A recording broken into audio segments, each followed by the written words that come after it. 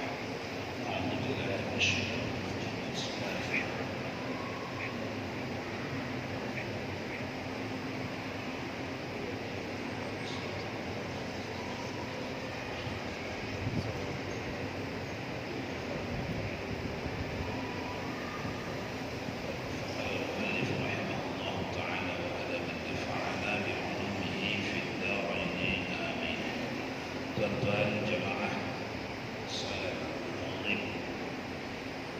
Masjid Baitur Rahman rahimahullah. Kembali kita dalam pengajian akidah yang merujuk kepada terjemahan Aqidatul Najin. Kali ini kita sampai pada halaman 195, masih lagi bagian daripada jaizat fi haqqi rasul, perkara yang harus bagi para anbiya wal mursalin. Lanjutan ini, maka telah lalu bahwa keluar dengan qaid ini a'rad yang bergantung dengan malaikat. Sebelumnya di atasnya ada perbincangan di awal bahwa syariah, perkara-perkara yang mengenai manusia yang tidak menghinakan mereka, itu juga mengenai para anbiya wal mursalin, wajib kita i'tiqadkan. Kemudian dilanjutkannya, maka telah lalu bahwa keluar dengan qaid ini a'rad yang bergantung dengan malaikat. Tiada harus bagi mereka itu a'rad yang bergantung dengan malaikat. Khilaf bagi ahlul Arab yang jahili pada sangka mereka itu bahwa Rasulullah itu ada, ia bersifat dengan segala sifat malaikat. Maka tiada makan, tiada minum, dan hendak menyampaikan oleh mereka itu dengan demikian kepada menafikan risalah daripada Nabi sallallahu alaihi wasallam, seperti barang yang menghikayat akan dia oleh Allah Subhanahu wa taala daripada mereka itu pada firman Allah dalam surah Al-Furqan ayat 7. Jadi ayat ini Allah Subhanahu wa taala menceritakan kepada kita, kepada orang beriman, bahwa orang Arab di zaman Rasulullah, ketika mereka berusaha untuk menolak kenabiannya Rasulullah di hadapan mereka, mereka tak dapat jalan, maka masuk salah satu jalan yang mereka pakai ialah menggiring opini bahwa Nabi ini di barisan malaikat. Mereka giring opini orang awam supaya orang awam percaya bahwa Nabi ini golongan malaikat, bukan golongan manusia. Buktinya tengoklah, dia tak pandai menulis, tak pandai baca, tapi Al-Quran keluar dari lisannya begini tingginya, tak mungkin ini manusia. Nah, ini digiring oleh tokoh-tokoh Arab kepada orang awam di masa itu. Targetnya supaya mereka orang Arab yang lama ini percaya bahwa ini dari barisan malaikat. Kalau dari barisan malaikat, nanti dengan mudah dijauhkan dengan manusia. Kita ini manusia, bukan malaikat. Apa pula kita jadikan pimpinan kita, ikutan kita malaikat? Itu targetnya. Tapi Allah bagi tahu target mereka itu kepada orang beriman. Itulah dia surah Al-Furqan ayat 7.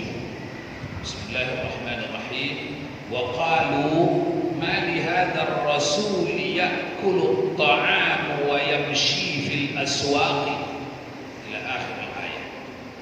Berkata mereka, orang-orang Arab pada masa itu, pada masa awal datangnya Islam, apalah bagi Rasul ini memakan ia makanan dan berjalan ia di pekan atau di pasar.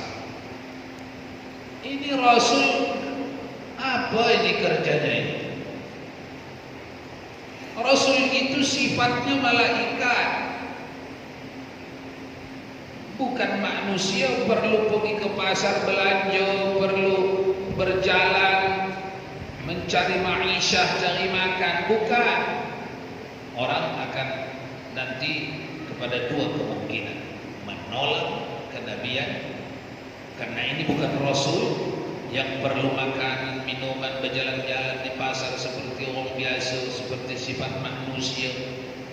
Itu bukan Rasul. Atau kemungkinan yang kedua, mengakui Nabi ini betul Nabi, tapi ini bukan manusia, malaikat. Kedua-duanya itu ditarget. Karena kalau mau beriman menerima itu, kedua-duanya itu sama-sama mereka dapat memisahkan dari umat dengan Nabi.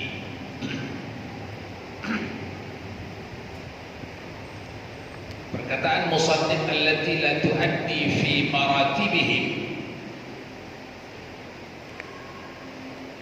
segala perangai yang tiada membawa ia kepada kekurangan pada martabat mereka. Di pangkal itu, di matanya ada di pangkal allati la tuaddi fi maratibihim, karena kata kunci dalam mengimani a'radul basyariyah, para nabi dan rasul bersifat mereka dengan sifat manusia biasa yang tidak merendahkan. Nah, itu kunci, kata kunci dalam mengimani sifat yang jaiz bagi para rasul. Nah, dikembalikannya ke situ perbincangan. Apa itu? Seperti segala perkara yang mencederakan dengan maruah dan ketiadaan selamat daripada tiap-tiap barang yang meliarkan tabiat, tiap-tiap barang yang mencederakan dengan hikmah bi'tsah. Hikmah bi'tsah artinya kebangkitan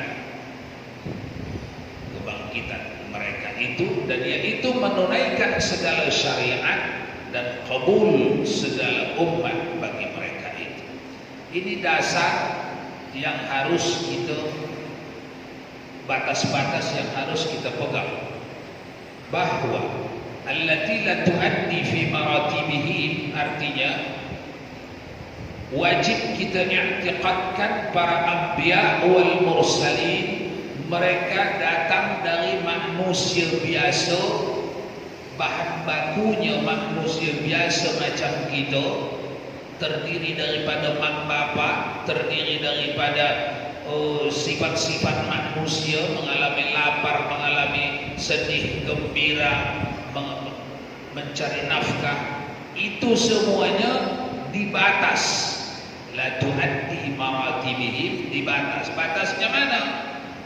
Jangan masukkan yang menghinakan mereka. Pada manusia lama ini ada sifat yang menghinakan mereka. Itu tidak berlaku kepada anbiya wal mursalin. Seperti misalnya sifat dengki atau pemboros atau penyakit-penyakit aib, tidak masuk kepada anbiya wal mursalin. Itu maksud la tuaddi fi maratibihim, yang tidak pantas kepada martabat mereka.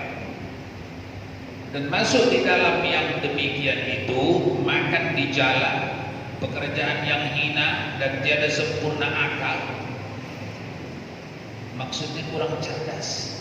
Jangan pernah mau mengakui kalau ada orang membuat bandingan-bandingan atau penelitian, kami telah mengadakan penelitian, ternyata Nabi Muhammad itu kecerdasannya nomor 11. nomor 1 fulan, nomor 2 fulan, nomor 3 fulan, nomor 11 Nabi Muhammad. Jangan pernah dekati pemikiran itu. Karena pemikiran itu pemikiran yang keluar dari i'tiqad Ahlus Sunnah wal Jamaah. Adapun i'tiqad kita kebalikannya. Wajib kita mengiktikadkan bahawa para anbiya wal mursalin merekalah makhluk Allah yang paling cerdas, yang paling pintar di zaman. Itu wajib kita i'tiqadkan seperti itu. Kenapa? Karena kalau tidak seperti itu, maka tidak bisa diletakkan kepada diri mereka apa yang dah kita kaji sebelumnya, siddiq, amanah, tabligh, fatanah. Tabligh, mereka punya metode menyampaikan yang dipilih Allah dan dijaga Allah. Bagaimana mereka lebih rendah dari penyampai yang lain? Tak masuk akal. Itu maksudnya ya. Mereka juga tidak terkena kepada pekerjaan-pekerjaan yang hina. Pekerjaan-pekerjaan yang hina. Dalam syarah Uqul Barahin disebutkan di antara pekerjaan-pekerjaan yang hina itu tukang angkut. Memang halal, bukan pekerjaan haram, tapi hina. Itu tak menyentuh para nabi. Contohnya seperti tukang angkut apa namanya itu, kotoran, tukang sampah, tukang angkut kotoran, najis, boleh tak diangkut itu? Boleh. Minta upah dari yang mengangkut itu boleh. Tapi itu tidak mengena kepada pekerjaan anbiya wal mursalin. Karena pekerjaan itu sekalipun boleh rendah, hina. Jadi tidak mengena kepada anbiya wal mursalin pekerjaan-pekerjaan yang hina. Dan tiada sempurna akal, kurang cerdas akalnya, tidak mengena kepada anbiya wal mursalin. Dan tiada sempurna cerdik dan tiada kuat ijtihad. Maksudnya mudah menyerah. Tidak mudah menyerah. Itu anbiya wal mursalin begitu. Datang awal nanti kalau Anda rajin membaca buku yang Anda baca buku barat, Anda akan atau pemikiran barat, ustaz juga yang menulisnya, doktor kita juga yang menulisnya, tapi otaknya dicuci oleh pemikiran barat. Dia akan menulis nanti, Anda akan melihat nanti bahwa Nabi Yunus itu kurang sabar dia. Kurang sabar, berdakwah ditolak umatnya, kurang sabar dia, makanya ditinggalkannya marah dia, ditinggalkannya umatnya, berdoa dia kepada Allah agar dibalikkan negerinya. Kemudian dia pun uzlah, pindah kampung, lalu dia pun naik perahu, kemudian dihukum Allah dia dengan dimakan ikan. Anda tengah membaca pemikiran orang yang secara halus ingin menarik akidah Ahlus Sunnah wal Jamaah dari dalam hati Anda. Hati-hati. Jadi macam mana mengiktikadkannya itu? Kita ikuti apa yang ditulis oleh tentang sejarah, tentang tarikh oleh para ulama-ulama kita. Berangkat dari perbuatan tindak tanduk para nabi, maka kita harus pegang dulu di awal bahwa para nabi wabil khusus di dalam agama kita, mereka yang 25 yang ada di dalam Al-Quran yang diwajibkan Allah kita mengetahui nama-namanya satu-satu, mereka itu maksum, mereka itu siddiq, amanah, tabligh, fatanah. Itu yang iktikad kita. Fatanah itu apa itu? Cerdas, cerdik. Mereka lah orang yang paling cerdas di zaman. Maka bukan sifat orang yang paling cerdas itu kalau ada bosan berdakwah. Itu sikap mungkin second cerdas ya. Atau KW3, KW4 cerdas. Kalau yang cerdas, yang utama enggak. Allah menginginkan teruslah dakwahi umatmu itu. Tapi nabinya menginginkan, udahlah tak sanggup lagi aku ya Allah. Itu artinya kalau diikuti kitab-kitab tarikh yang ditulis oleh orang-orang penulis-penulis hari ini, karena mereka menggambarkan di situ Nabi Yunus putus asa. Mereka menggambarkan lagi Nabi Nuh marah, putus asa, sehingga selama 80 tahun berdakwah. Selama 80 tahun berdakwah hanya 40 orang yang mau beriman. Berarti setahun berapa orang? Mereka menggambarkan Nabi ini putus asa, mengadu kepada Allah, mendoakan keburukan kepada umatnya. Nah, ini halus menarik akidah kita. Ini kalau diikuti ini, kalau disetujui ini, maka kita telah mencoret yang wajib kita imani kepada Nabi kita, yaitu fatanah. Tidak ada lagi fatanah. Awak kata fatanah, tapi dalam rincian keyakinan awak fatanah sudah hilang. Karena fatanah itu adalah kecerdasan yang terbaik yang Allah beri kepada makhluknya, adalah kepada anbiya wal mursalin di zaman itu. Sempurna cerdik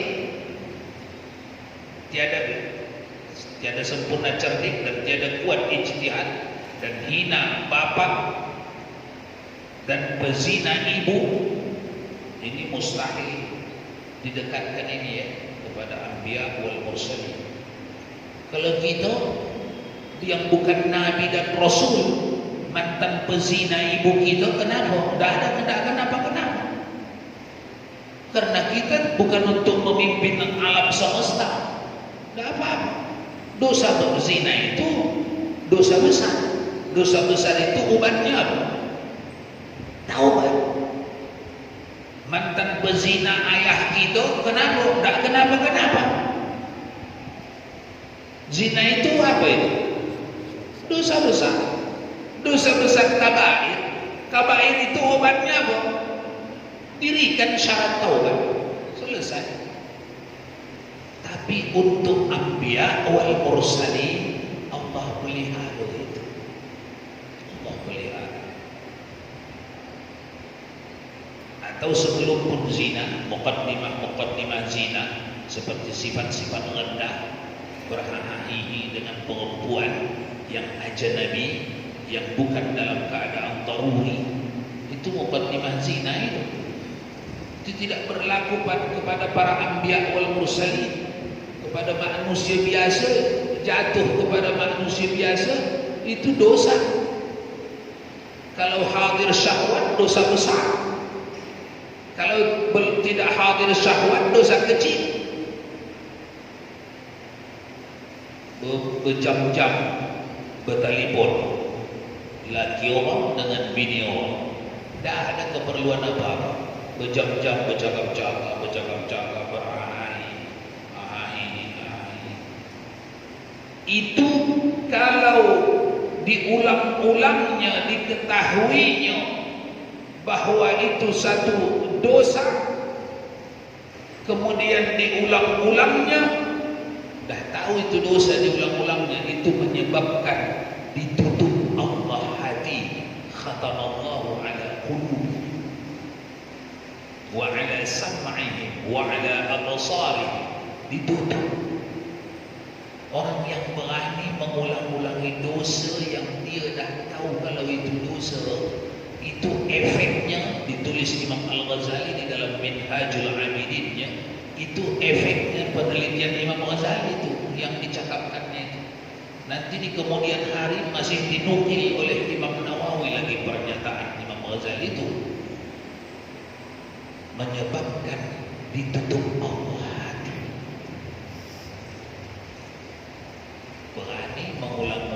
dosa yang kita dah tahu kalau itu dosa. Jadi jangan menelepon saja, carilah dosa-dosa yang lain-lain. Sekalipun itu dosa kecil, apalagi dosa besar. Dusta, dosa kecil apa dosa besar? Dusta, bohong-bohong. Dosa kecil apa dosa besar? Dosa besar. Kalau mendongeng-dongeng, mendongeng budak-budak, dongeng bohong apa bukan? Nah, sudah mulai berbeza. Ulama timur, ulama barat. Satu kata itu tak dusta. Sesuatu yang tidak faktual, yang tidak ada kebenarannya. Kalau bicara materi, tak ada materinya. Kalau bicara fakta, tak ada faktanya. Sesuatu yang tidak betul, itu dusta. Makanya di muqaddimah kitab Imam Bukhari ditulisnya, barang siapa berdusta dalam keadaan main-main, dia tengah mengerjakan dosa besar. Berdusta dalam keadaan main-main. Masuk. Jangan keluar, udah maghrib ini, ada momok di luar. Masuk. Ada momok di luar? Tak ada. Tapi kita bilang ada momok di luar supaya budak-budak itu masuk. Dusta apa bukan ini? Dusta. Serius dustanya apa dusta main-main? Nah, itu yang ditulis Imam Bukhari itu. Dusta dalam keadaan main-main ditulis sebagai dosa besar. Apalagi dusta dalam keadaan serius. Oke, kalau begitu mendongeng dalam keadaan serius tak dia? Atau main-main? Putuskan sendiri di rumah, jangan di sini. Putuskanlah sendiri di rumah. Tuan-tuan, dusta tidak mengenai kepada anbiya wal mursalin. Itu final. Itu akidah kita. Namun kepada kita bisa tertimpa berdusta karena kita tidak maksud, tak ada yang menjaga kita. Dua. Yang ketiga, seseorang yang terbiasa berdusta padahal dia sudah tahu dusta itu kabair, sudah sampai kepadanya Imam Bukhari mengawasi dirinya agar tidak berdusta walau keadaan main-main sekalipun. Dah tahu dia, tapi masih ringan saja berdusta, mudah saja berdusta. Itu kata Imam Ghazali apa itu? Ditutup Allah hati orang. Makin banyak dikerjakannya itu dosa yang dia dah tahu tu, makin banyak dikerjakannya, makin tebal penutup. Oleh karena itu, orang-orang as-salikin, orang-orang yang berjalan menuju Allah, beribadat kepada Allah, tugas mereka pertama itu mencuci hati. Itu tugas, mencuci hati. Pakai apa mencuci hati? Pakai istighfar. Itu ditulis di berbagai kitab-kitab as-salikin. Salah satu di kitab kita yang kita baca pada setiap malam Ahad di Masjid Agung, Syiarus Salikin, ditulis di situ, barang siapa hendak mencuci hatinya, perbanyaklah istighfar. Pengarang kitab itu menukil cakap guru dia. Pengarang kitab itu Syekh Abdul Samad Al-Falimbani. Dia nukil cakap gurunya waktu mengajar dia, Syekh Muhammad As-Samman. Kata gurunya, barang siapa yang hendak beristighfar terhadap dosa-dosanya, maka duduklah dia menghadap kiblat. Duduk menghadap kiblat. Disucikannya badannya, pakaiannya dan tempatnya, lalu duduk dia menghadap kiblat. Kemudian karena pengarang kitab itu Abdus Somad Al-Falibani dan gurunya As-Sa'mani, karena mereka itu penganut Thariqat An-Naqsabandi, kemudian ditutupnya lah wajahnya dan dipejamkannya lah mata. Itu kaifiat mereka.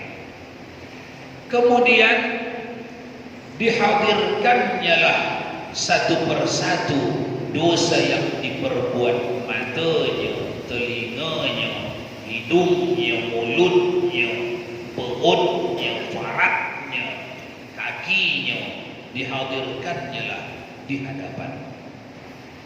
Itu tugas orang yang hendak beristighfar menurut Imam Syekh Muhammad As-Samman. Hadirkan di hadapan kita, duduk menghadap kiblat, suci badan, pakaian tempat. Hadirkan di hadapan kita dosa kita, karena memang di akhirat besok bakal dihadirkan.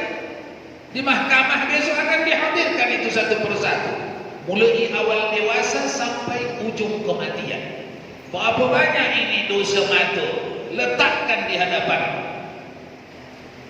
Berapa banyak dosa mulut, letakkan semua di hadapan kita. Yang kita dapat ingatilah. Makanya diperlukan tafakkur di belakangnya itu. Riyadah, sebutan mereka riyadah. Tafakkur, renung dulu. Mana dosa-dosa mata, telinga saya? Mata dulu. Kemana saja saya pakai mata saya? Yang besar-besar, dosa yang besar-besar yang saya dapat ingati ini. Letakkan di sini. Inilah dia ya Allah. Bebanku ini di akhirat. Karena engkau sudah menjanjikannya ya Allah, faman ya'mal mithqala dzarratin khairan yarah. Sebiji sawi kebaikan atau keburukan dibalas. Ini dia ya Allah. Dosa mulutku ini ya Allah, yang besar-besar ingati, letakkan di hadapan. Dosa perut, apa saja yang sudah masuk ke perut, hak orangkah, yang tidak halalkah, letakkan di hadapan. Yang besar-besar, kalau mampu sampai kepada yang kecil-kecil. Dosa faraj, kemaluan, apa saja yang sudah terlibat dengan faraj, mulai dari awal dewasa sampai hari ini. Dosa tangan, dosa kaki, hadir. Barulah jeritkanlah di situ sekuat yang engkau mampu menjeritkan. Astaghfirullah sepanjang nafasmu. Itu ditulis Imam Al-Ghazali di dalam Minhajnya, sepanjang nafas yang kamu punya. Karena pernah kalau kita habiskan nafas kita astaghfirullah, maka pernah kita satu tarikan nafas itu tak ada kerja lain kecuali meminta ampun. Dan itu ada fadilat di dalam hadis Ahmad ibn Hanbal. Makanya ada fadilat membaca bismillah satu nafas, ada fadilat membaca Fatihah satu nafas, ada fadilat membaca qul huwallah 3 kali satu nafas, ada fadilat membaca Fatihah 3 kali satu nafas. Itu mula asalnya dari mana agaknya? Bid'ahkah? Buat-buatankah? Tak. Ada fadilat satu nafas di dalam hadis Imam Ahmad ibn Hanbal. Karena manusia hidupnya di nafas. Asli kita ni bukan di tangan kita, di kaki kita, di mata kepala kita, tak, di nyawa kita. Nyawa kita itu menghubungkannya dengan badan ni nafas kita. Makanya kalau berhenti nafas, bukan tak ada di situ, roh tu ada, tapi tak berhubungan lagi dengan badan. Maka pernah engkau pakai 1 kali minimal habis nafasmu itu untuk mengakui dosa. Itu dituntut itu oleh Imam Al-Ghazali di dalam Minhaj di Zuhur. Maka kita amalkanlah. Tarik nafas sepanjang-panjangnya. Astaghfirullah. Tunjuk itu dosamu. Minta ampun aku, wahai Allah, ini dosaku ini yang sudah kita hadirkan di hadapan kita. kaifiat istighfar, ya. Cara minta ampun. Cara ni penting kah? Penting. Sedangkan buat-buat sendiri pun awak mahu. Apalagi mengikuti orang hebat. Mana lebih hebat? Buat sendiri atau mengikuti orang yang sudah berjenama, sudah tersohor. Mana lebih baik? Buatan sendiri atau mengikuti orang yang sudah tersohor? Begitu kaifiat, ya. Jadi kita ikuti kaifiat pendahulu kita. Sekalipun tidak ada larangannya, kita buat sendiri. Astaghfirullah Rabbal baraya, dengan suaranya yang sedang. Silakan. Buatan siapa? Buatan saya, suara saya merdu. Silakan. Tapi kaifiat yang sudah diamalkan secara generasi ke generasi, bahkan mereka tuliskan di kitab mereka, dilihat di kitab muridnya pun ada, di kitab muridnya pun ada, pastilah ini jauh lebih afdal, lebih barakah. Jadi beristighfar, banyakkan beristighfar. Apa itu? Mencuci hati, biar dia bisa. Rasulullah kata, inna fi jasadi mudghah, in salahat fa salaha al-jasad kullu, wa in fasadat fa fasada al-jasad kullu, ala wa hiya al-qalb. Kita, induk kita, inti kita, yang sebenarnya kita adalah hati kita. Adapun tangan dan kaki kita ini hanya pekerja kita, pelaksana kita.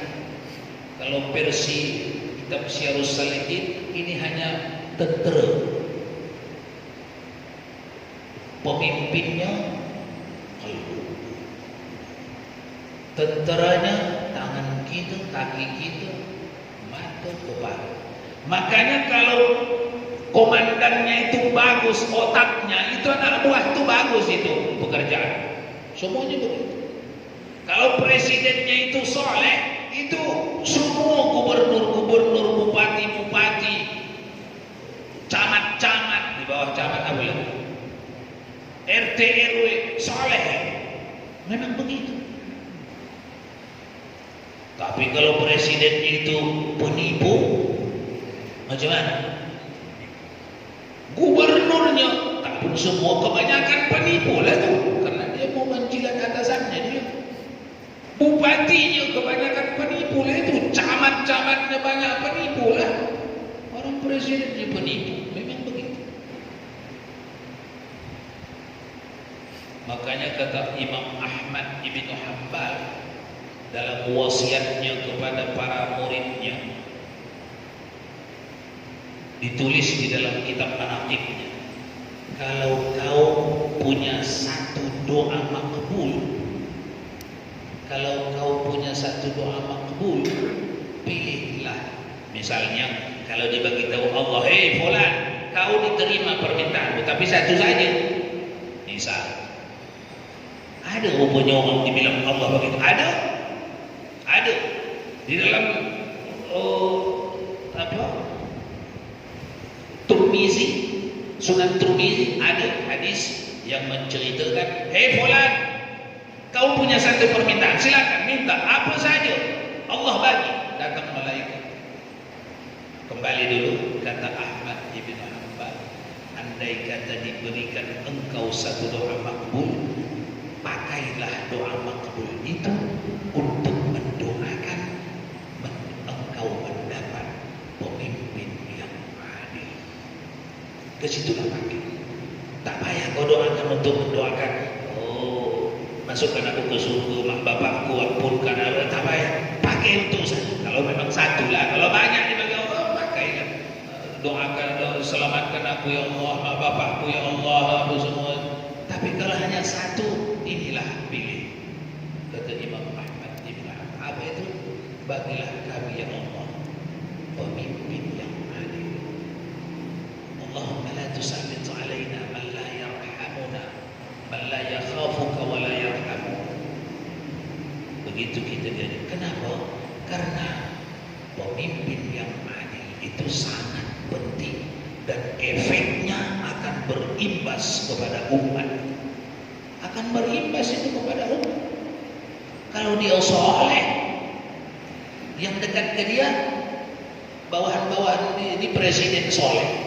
Yang dekat-dekat ke dia, yang soleh apa yang bajingan? Yang soleh. Kalau ini presiden bajingan, yang dekat-dekat ke dia, yang soleh. Dah, yang bajingan. Begitu itu. Makanya menjadi penting. Kalau kau hanya punya satu doa makbul, mintakanlah kepada Allah. Ya Allah, bagilah kami pemimpin yang adil. Karena pemimpin yang adil akan berimbas nanti kepada keadilannya, bawahannya akan berimbas.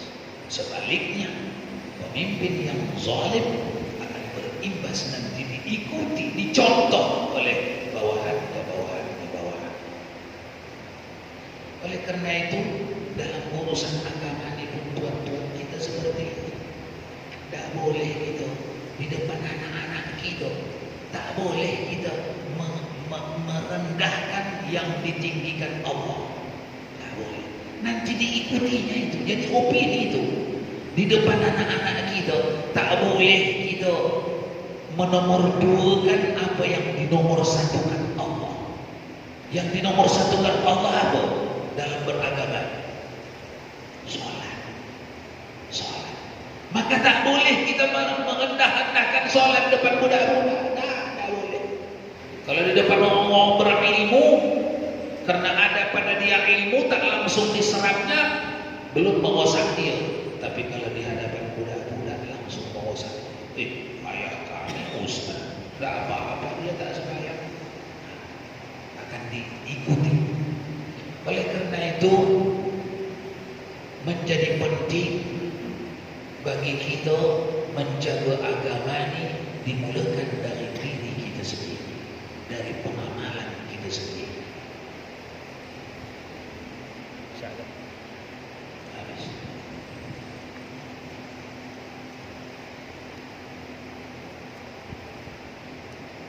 Karena habis waktu, maka kita cukupkan sampai di situ.